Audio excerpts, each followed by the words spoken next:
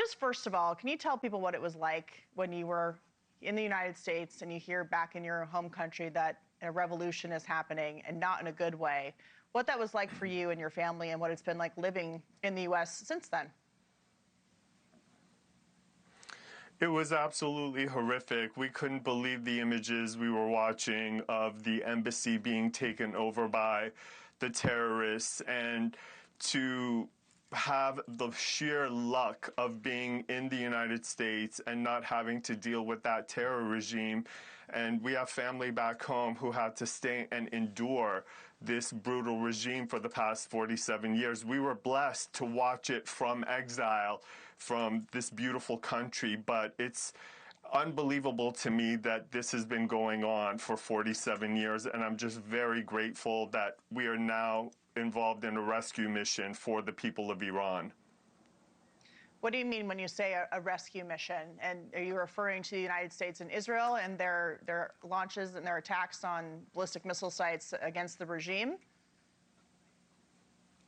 Absolutely. I believe that this is a rescue mission for the people, and it's a war against the IRGC and the terrorists that have been ruling this country for 47 years.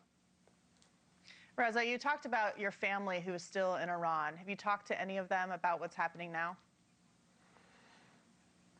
I've been able to get communication via telephone and sporadically. They are so grateful for the intervention and the prospect of potentially being free at some point. They're so desperate. What people in the United States don't understand is how desperate you have to be in a country like Iran to appreciate people bombing that country and bombing the terrorist sites that the ruling party used to control and suppress the people. That's how desperate the Iranians inside of Iran are, that they appreciate intervention by foreign governments to potentially free them. And the fact that this is a government that funds global terrorism. They are the money machine of the Houthis, Hezbollah, and Hamas. A free Iran is not just good for Iran, but a free Iran is good for the world, because you're really cutting off funding for so many terrorist organizations on a global level. Yeah, you mentioned the desperation of the Iranian people. Let's not forget, just a month ago, you had tens of thousands of Iranians take to the street against the regime, and they were murdered in cold blood. They've been told to stay inside until the U.S. gives them the go-ahead to go and take over their institutions. But so far in this war, the United States and Israel have taken out dozens of leaders in the former Ayatollah. His son is reportedly now in charge. Dozens of IRGC commanders. You had the head of the besieged force who goes around and makes sure that people are staying in line and not protesting the regime. They've been taken out. What is your perspective now on whether enough has been done for regime change, which has not been a direct objective of the U.S., it has been an objective of Israel?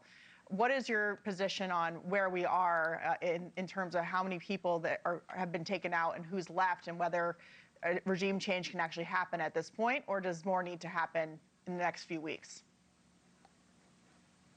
Definitely more needs to happen in the next few weeks. You have to remember that this is a government that's been in power for 47 years. The infrastructure they've built in the past 47 years is deeply entrenched. There's the besieged forces, there's the IRGC, there's the Sepah. So they are 10% of the country are militant forces that support this terror machine. And so, unfortunately, the layers that have been taken out are very important layers, but it's not enough layers where the people feel emboldened or able to. They have no weapons. They can't turn yet.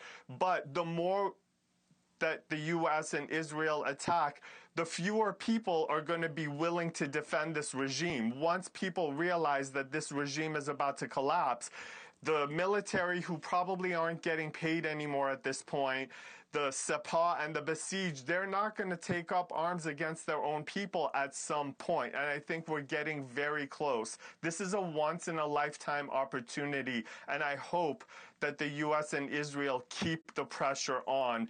Thank you for watching. Subscribe below and download our NewsNation app right now on your phone, and you will get fact-based, unbiased news for all Americans.